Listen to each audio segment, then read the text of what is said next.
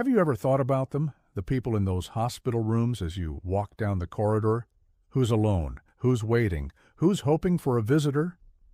In 2019, at St. Vincent Hospital, something strange was noticed. A man, every single day, same time, visiting the same hospital room for 184 days, 6 months. The nurses thought, must be his father or his brother. It wasn't. That man didn't even know the patient in the room. He just saw him one day, in the corridor, alone. Nobody was there. And he made a decision. I'll go. For 6 months, every day he went. When the patient died, his family came for the funeral, and they saw this man. "Who are you?" they asked. The answer destroyed them. My name is Rachel Morrison, and this is the story of Daniel Wright. But it's also the story of George Martinez, and maybe it's your family's story, too. Here's Daniel's story, as he told it. My name is Daniel Wright. I'm 58 years old, and I'm going to tell you how I spent 6 months visiting a stranger in a hospital, every single day, because nobody else did. March 2019. My wife Sarah had died 2 years earlier. Cancer. It took her fast. 6 months from diagnosis to death. We had no children. We wanted them, but it never happened. My brother lives in Seattle. My sister in Boston. I'm in Chicago. Alone. I'm a high school teacher. History. 32 years. After Sarah died, my life went quiet. Work. Home. Sleep. Repeat. Nothing else. March 15th, 2019. Friday. I had a doctor's appointment at St. Vincent Hospital. Routine checkup. I was walking down the corridor. Oncology unit. 4th floor. And I saw him. An old man. 90, maybe older. In a wheelchair. By the window. Alone. Something about him stopped me. He was staring out the window. Looking at the parking lot. Cars. People. Life. But his face was empty. Not sad. Not angry. Just empty. Like he'd given up. I kept walking. Went to my appointment. Doctor said I was fine. Left the hospital. But I couldn't stop thinking about him. That old man. Alone. Staring out the window. That night, I couldn't sleep. I kept seeing his face. The next morning, Saturday, I went back to the hospital. I don't know why. I just had to. I found the oncology unit. 4th floor. Walked down the corridor. And there he was. Same spot. Same window. Same wheelchair. Still alone. I stood there for maybe 5 minutes. Just watching. Nobody came. Nobody visited. Nobody even walked past his door. I walked to the nurse's station. "Excuse me," I said to the nurse. "The man in room 412. The one by the window. Does he have visitors?" The nurse, her name tag said Linda, looked up. "Mr. Martinez?" "No. He's been here 6 weeks. Nobody's come." "Nobody? Family?" "He has 4 children. They came the first day. Signed the papers. Haven't seen them since." "Why?" Linda shrugged. "Why does anyone abandon their parents? Too busy. Too far. Too uncomfortable. Take your pick." I felt something twist in my chest. "Can I visit him?" Linda looked surprised. "You know him?" "No. But I'd like to." She studied me for a moment, then smiled. "Room 412. I'm sure he'd appreciate it." I walked to room 412. Knocked on the door. No answer. I opened it. Stepped inside. The old man was still by the window. He didn't turn around. "Mr. Martinez?" I said. "Nothing." I walked closer. "Mr. Martinez, my name is Daniel. I just came to visit." He turned then, slowly, looked at me. His eyes were clouded. Cataracts. But he could see me. "Who are you?" His voice was rough. Weak. "Daniel Wright. I'm a friend. I don't know you." "I know. But I'd like to know you." He stared at me. "For a long time." "Why?" "Good question. Why?" "Because you're here alone," I said. "And nobody should be alone." George Martinez's eyes filled with tears. He didn't cry, but his eyes filled. "Sit," he said. I sat. In the chair next to his wheelchair. And we talked. That first day, I stayed 30 minutes. George told me about his life. Born in Mexico. 1927, came to America in 1950. Construction worker. 40 years. 4 children. Wife died in 2005. I took care of her, George said. 6 years. Alzheimer's. Every day. Until the end. Did your children help? I asked. George's face darkened. No, they were busy. I didn't ask more. When I left that day, George said, "Will you come back?" "Yes," I said. "Tomorrow." "Why?" "Because you'll be here. And so will I." I came back the next day, Sunday, and Monday, and Tuesday, every day, at 2 p.m., every single day. The first week, George was suspicious. "Why do you keep coming? What do you want from me?" "Nothing," I said. "I just want to sit with you." "Why?" "Because you're here alone, and I'm alone at home. Maybe we can be alone together." George laughed. First time he'd laughed. Alone together. That's a strange thing, but it's true. The second week, George got worse. The pain increased. The medication wasn't enough. Nurses came, gave him morphine. George slept most of the time, but I still came. Every day. 2 p.m. I sat next to him, held his hand, read to him. Books, newspapers, anything. George would sleep, but sometimes he'd squeeze my hand, gently. I knew. He heard me. The third week, Linda said, "Daniel, his family called. One daughter, Rosa, asked about him." "What did she say?" "How is he?" I said, "Not good. Maybe a few weeks." I said, "You should come." She said she's busy, she'll try. Did she come? No. I felt anger. Real anger. Her father is dying. And she's busy? Linda shrugged. "You get used to it, Daniel. We see it every day." But I couldn't get used to it. The fourth week, George woke up one day, more alert than usual. "Daniel," he said, "I'm here. Why do you come?" I still don't understand. I thought about it. Decided to tell the truth. Because 2 years ago, when my wife died, she was here. In this hospital. Room 415. 6 months. Cancer. I'm sorry. I was here every day. Morning to night. I sat with her. Until her last breath. George listened. And after she died, I continued. I realized something. Nobody else was there. Just me. Her friends didn't come. We had no family. Just me. And I thought, what if it was me? What if Sarah died and I was left here alone? Who would come? Who would sit with me? Silence. Nobody, I said. Nobody would come. And that terrified me. George squeezed my hand. "You're a good man, Daniel." "No. I'm just alone. And I understand loneliness." The fifth week, George got much worse. He couldn't eat. Could barely speak. But I came every day. Sat beside him.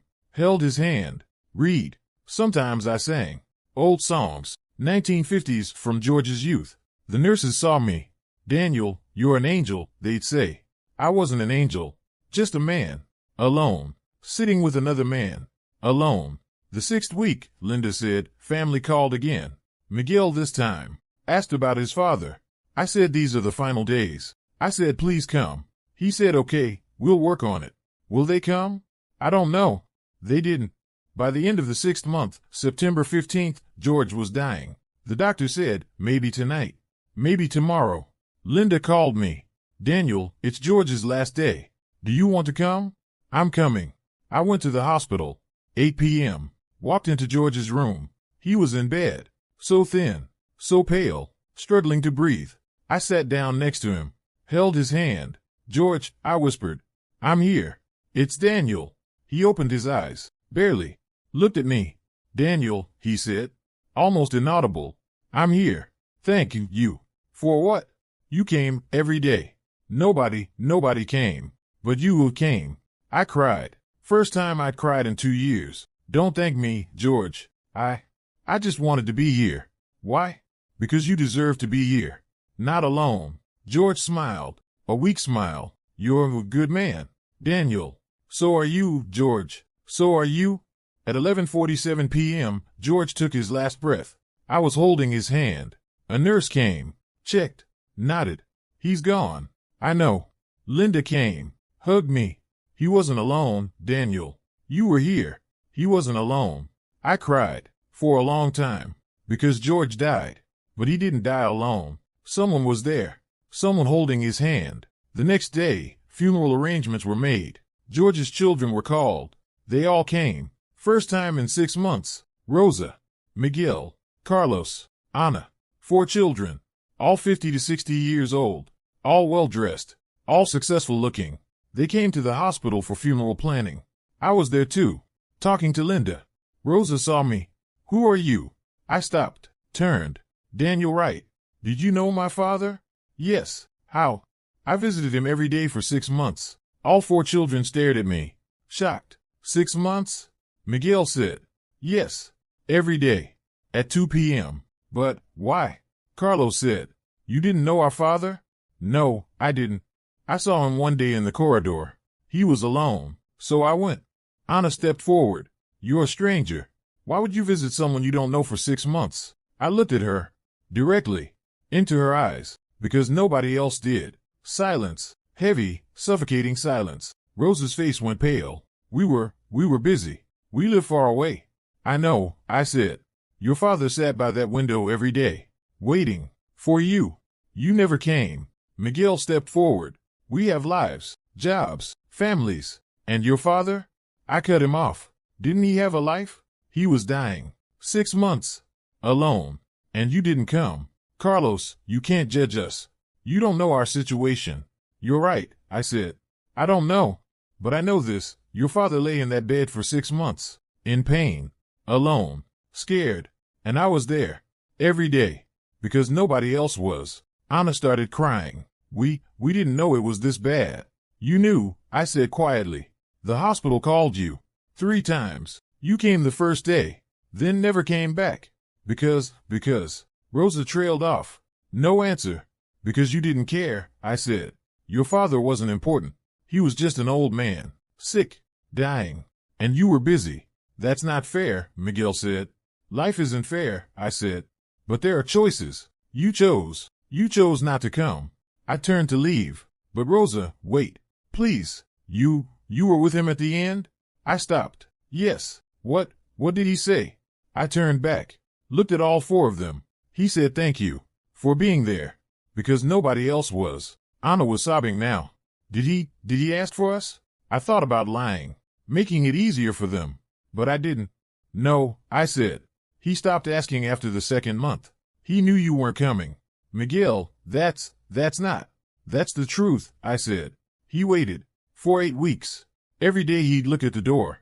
Hoping. And nobody came. So he stopped hoping. Oh God, Rosa whispered. The 3rd month, I continued, he told me about you. All 4 of you. Rosa, the real estate agent in Phoenix. Miguel, the lawyer in Denver. Carlos, the doctor in San Diego. Anna, the professor in Seattle. They all stood frozen. He was proud of you, I said. So proud. He talked about your achievements, your degrees, your success. He loved you so much. Then why are you telling us this? Carlos said, his voice breaking. Why are you making us feel like monsters? I'm not making you feel anything, I said. You did that yourselves. I'm just telling you what happened. Your father died. I was there. You weren't. Those are facts. Anna stepped forward. What can we do? How can we make this right? You can't, I said. He's dead. There's no making it right. There's only living with what you did. Or didn't do. The funeral was 3 days later. Small chapel. Maybe 30 people. Hospital staff. A few of George's old co-workers from the construction company. Some neighbors from 40 years ago. And the 4 children. Sitting in the front row. I sat in the back. The priest spoke. Generic words about a man he'd never met. Then Rosa stood up. Walked to the podium. My father. She started. Then stopped. Crying. She tried again. My father was a good man. He worked hard. He loved his family. And we. She couldn't continue. Sat down. Miguel didn't speak. Carlos didn't speak. Anna didn't speak. None of them could. After the service, as people were leaving, Rosa approached me. Daniel, she said. Can we talk? About what? About my father. About what you saw. We need to understand. We sat in the empty chapel. The 5 of us. Tell us, Rosa said.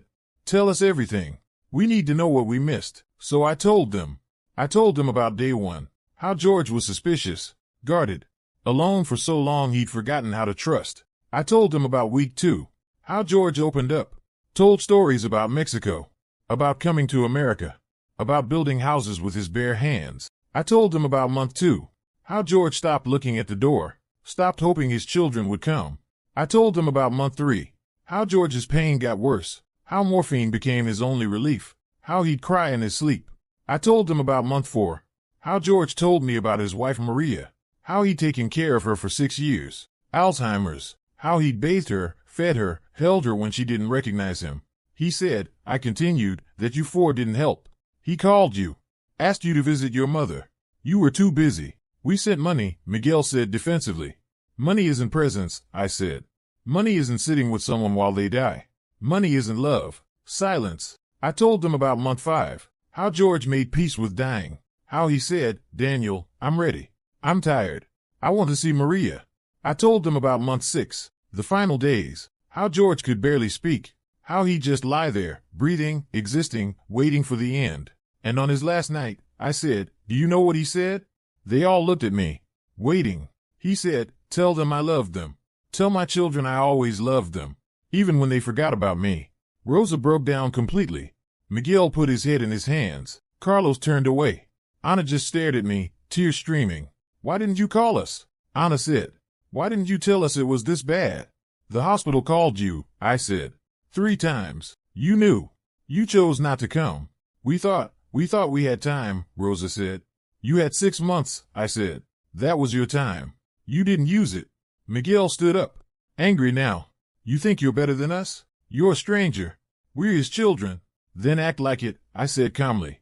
Being a child isn't about biology. It's about showing up. And you didn't. You don't understand. I understand perfectly, I interrupted. You're busy. You have jobs, kids, responsibilities. I know. Everyone's busy. But your father was dying. And you made a choice. Your job was more important. Your comfort was more important. Your avoidance of difficult emotions was more important. Carlos turned back. Avoidance? Yes, I said. You avoided the hospital because it's uncomfortable. Seeing your father dying, seeing him weak, seeing him need you. That's uncomfortable. So you avoided it. You convinced yourselves he was fine. The hospital was taking care of him. He didn't need you. But he did, Rosa whispered. He did, I confirmed. He needed you every day. And every day you weren't there, a little piece of him died. Until there was nothing left but a body waiting for permission to stop. The silence was unbearable. After a long moment, Miguel asked, what should we do now? Now? I said, nothing. It's too late for George. But maybe not for your own children. Maybe not for other parents. Maybe you learn. Maybe you change. How? Ana asked. Call your kids, I said. If you have parents still alive, visit them. If you have friends whose parents are sick, go see them. Don't be the person who shows up at the funeral full of regret. Be the person who shows up before the funeral, when it matters. I stood up to leave. Rosa grabbed my arm. Daniel, wait. I need to ask you something. What? Why did you really do this? And don't say because he was alone. There's more. I can feel it. I looked at her. Decided to tell the complete truth. Because when my wife Sarah died, I was there. Every day. 6 months. Just like with your father. And after she died, I realized something terrible. What? I realized that if I died tomorrow, nobody would come for me. No children. No siblings nearby. No close friends. I'd be alone. Just like your father. And the thought terrified me. I paused. So when I saw George, alone in that room, I saw my future. And I couldn't let him die the way I'm afraid I'll die. Alone. Forgotten. Invisible. So you were doing it for yourself? Rosa said. Partly, I admitted. But also for him. Because even if nobody else cared, I wanted him to know that someone did. That his life mattered. That his death mattered. That he wasn't just forgotten. Ana stood up. Came over. Hugged me. Thank you, she whispered. Thank you for being there when we weren't. I didn't hug her back. Just stood there. Don't thank me, I said. Thank your father. For waiting as long as he did. For loving you even when you didn't show up. For not dying bitter and angry. Thank him. Not me. I left the chapel. Never saw them again. But 3 months later, I got a letter. From Rosa. She wrote, Dear Daniel, it's been 3 months since Dad died. 3 months since we met you. 3 months since we learned what terrible children we were. I can't speak for my siblings, but I can speak for myself. I'm sorry. I'm so deeply sorry. Not to you, though I owe you an apology too, but to my father. I've thought about him every day. About those 6 months he was alone. About the pain you must have felt. Not just physical pain. Emotional pain. The pain of being forgotten by the people you raised, loved, sacrificed for. I can't undo it. I can't go back and visit him. I can't sit by his bed and hold his hand. I can't tell him I love him one more time. But I can change. I called my daughter yesterday. She lives in Boston. I haven't seen her in 2 years. We talk every few months, briefly. But yesterday, I called her, and I cried, and I told her about her grandfather, about what we did to him, about what you did for him. And I told her, don't do to me what I did to him. Please, if I'm ever sick, if I'm ever dying, come. Be there. Even if it's hard. Even if you're busy. Come. She promised. I don't know if she'll keep that promise, but I hope she does. I also started volunteering at St. Vincent Hospital in the oncology unit. Once a week, I visit patients who have no visitors. I sit with them. I talk to them. I read to them. I can't bring my father back, but maybe I can be for someone else what you were for him. Thank you, Daniel, for showing us what we should have been. Rosa Martinez. I read that letter 10 times. Then I folded it, put it in a drawer. And the next week, I went back to St. Vincent Hospital, to the oncology unit, 4th floor. I walked down the corridor, looking into rooms, and I found her, an old woman, 80-something, in a wheelchair, by the window, alone. I knocked on her door. She turned. Hello, I said. My name is Daniel. I'm here to visit. I don't know you, she said. I know, I said. But I'd like to know you. She stared at me for a long time. Then she smiled. Sit down. I sat down, and we talked. That was 4 years ago. Since then, I've visited 43 patients, some for a few weeks, some for months, some for over a year. Some had families who eventually came. Most didn't. Some recovered. Most didn't. All of them died eventually. But none of them died alone. Because I was there. Not because I'm special. Not because I'm a saint. But because I understand loneliness. And because I believe deeply that nobody should die alone. Nobody. If you're listening to this, maybe you have parents. Maybe they're healthy. Maybe they're sick. Maybe they're young. Maybe they're old. Call them. Visit them. Sit with them. Before it's too late. Because one day, they'll be in a hospital room. Or a nursing home. Or their own house. And they'll be alone. Looking out a window. Waiting. Hoping you'll come. Don't make them wait. Don't make them die wondering if you ever cared. Be there. Before the chair is empty forever. My name is Daniel Wright. I'm 58 years old. I visited a stranger for 6 months. Every day. And it changed my life. Maybe it can change yours too. Go. Visit. Be present. Before it's too late.